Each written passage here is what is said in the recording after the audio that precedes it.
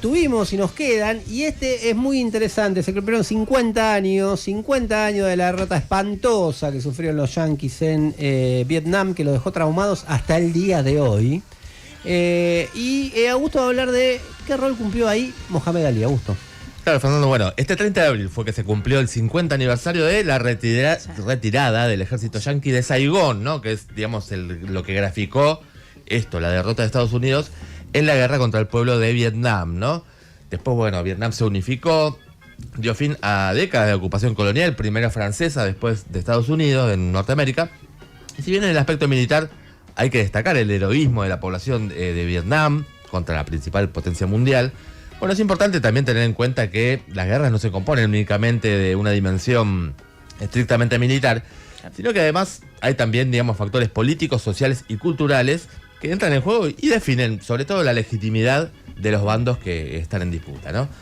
Bueno, entonces, para recordar este efeméride, es que quería esto, dimensionar un poco la importancia y la actitud que tuvo Mohamed Ali contra la guerra de Vietnam, ¿no? En 1960, para remontarnos un poco a los inicios, él, todavía con su nombre de nacimiento, que era Cassius Clay, había ganado la medalla de oro en los Juegos Olímpicos de Roma. Él, cuando regresa a Louisville, que era su ciudad natal, donde él vivía, dijo, bueno, vuelvo con la medalla colgada, soy el campeón. Fue muy bien recibido igual por toda la población, pero ¿qué pasó? Fue al centro, va a un café, en los cafés no atendían negros, porque en Kentucky, que es el estado donde está Louisville, aplicaban leyes segregacionistas. Había baños para la población blanca y otros para la población de color, le ponían. Los afroamericanos, por ejemplo, estaban obligados a cederle el asiento a los blancos.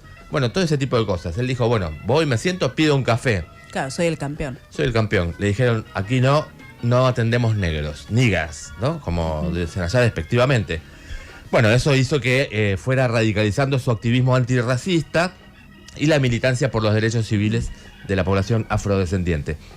Para cuando logra coronarse ya más adelante campeón mundial en el año 64, en una pelea contra el campeón de ese momento, Sonny Liston, bueno, él ya había adoptado el nombre de Mohamed Ali como forma de rechazar la identidad impuesta a sus ancestros, que eran esclavos, y él ya era reconocido miembro de la Nación del Islam, ¿no? Que era un movimiento musulmán, una organización.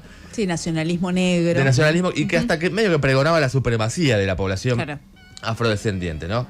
De eso era parte de Malcolm X, que después radicalizó políticamente bastante y se abrió de la Nación del Islam, pero bueno, Ali era una figura importante de este movimiento. Mucho más laico de lo que conocemos ahora, igual, ¿no? La Nación del Islam. De los movimientos. Sí, claro, sí, obvio. No, por eso hice no laico, del más nacionalismo laico, negro, porque estaba, o sea, habían tomado esto de la Nación del Islam, pero estaba muy identificado con la lucha del pueblo negro y sobre todo realzar la negritud. Tal cual. No tanto el componente religioso, claro. ¿Verdad?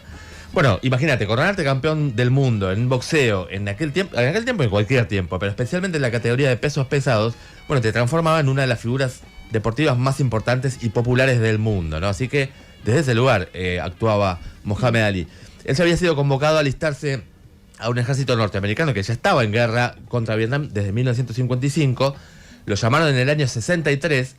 Él, bueno, rebotó por muy bajo coeficiente intelectual.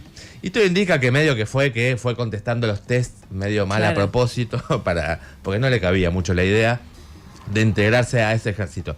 Volvió a rebotar una vez más después, pero ya para 1967, que era una gran figura, y ya era el campeón mundial, bueno, Estados Unidos como que estaba muy interesado en contar con figuras como Ali, porque bueno, tenía la costumbre de mandar a la guerra a personalidades populares, sobre todo con fines propagandísticos, no tanto. ¿Qué pasó con Elvis?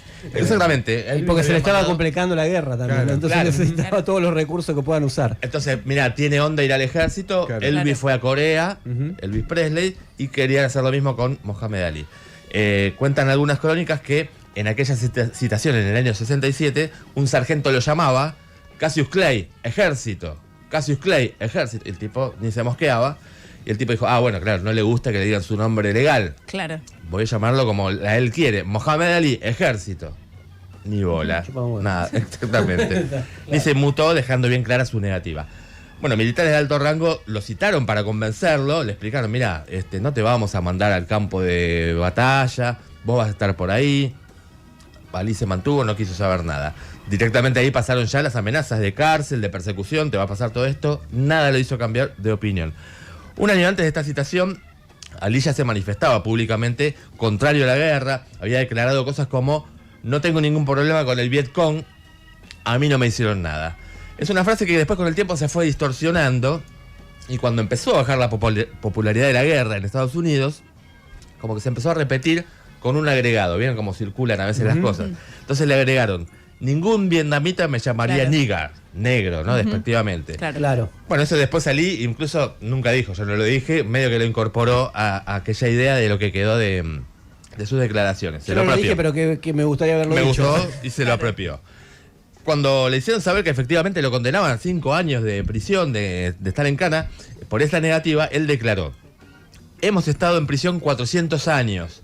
No voy a viajar al otro lado del mundo para ayudar a asesinar y quemar a una nación pobre simplemente para continuar la dominación de los amos blancos sobre esclavos de piel oscura. El verdadero enemigo de mi gente está aquí, en Estados Unidos. Impresionante. Aplausos, impresionante. ¿no? Che, qué reminiscencias increíble. qué reminiscencias leninistas. Sí. En la Primera Guerra Mundial, el enemigo está en tu casa. Un nivel de antiimperialismo Tal cual. Hacerlo en Estados Unidos. sí. Infernal. Bueno, así fue. Ali efectivamente igual pasó tiempo en cana. Después, bueno, rápidamente salió porque pagó una fianza y una multa bastante cara. Pero el mayor castigo fue que le retiraron la licencia para boxear profesionalmente, ¿no? Eso redundó en que le arrebataron el título de campeón del mundo, ¿no? Él estuvo 3 años y medio sin poder subir a un ring para recuperar su título incluso. Y aparte en el mejor momento de su carrera. Él estaba, pero espectacular. Después todo el mundo pensaba cómo va a ser para volver. Era demasiado costo, pero Ali se la bancó, peleó contra muchos prejuicios, porque aparte en el 67, cuando pasó esto, todavía era impopular para gran parte de la población yanqui oponerse a la guerra, ¿no? Claro, O sea, no era algo todavía que... no estaba en apogeo del movimiento antiguerra. Tal cual. Pero para 1970 las cosas ya estaban cambiando. Se desarrollaba un movimiento antiguerra muy fuerte dentro de Estados Unidos, en el movimiento estudiantil y en todo el mundo, exigiendo además el regreso a casa de los jóvenes que estaban en el frente, ¿no? Ese era como el lema principal. Y que aparte eran pibes que la mayoría de familias humildes y muchos afroamericanos, ¿no? Incluso en el frente, allá en Vietnam, se extendían los motines de los soldados y muchas veces eran estos motines impulsados por el odio contra las expresiones racistas de los oficiales y los generales, ¿no? Que eran, eran asesinados en esas rebeliones, ¿no? O sea, los motines no eran pacíficos. Claro. Eran un problema muy grande que tenía el ejército. Bueno, los soldados, aparte, volvían de Vietnam, como veteranos se sumaban en masa a las manifestaciones contra la guerra. Eso era también un fenómeno interesante. Y ese clima, además de prefigurar la derrota de Estados Unidos, le permitió a Mohamed Ali un fallo judicial a favor porque consideraron arbitraria esa quita de la licencia y se la restituyeron. Le permitieron volver a pelear por su título. En 1974 lo recuperó en un ring, derrotando a George Foreman, un oso tremendo, una fuerza total, una pelea histórica. Pero esa, bueno, ya es otra historia.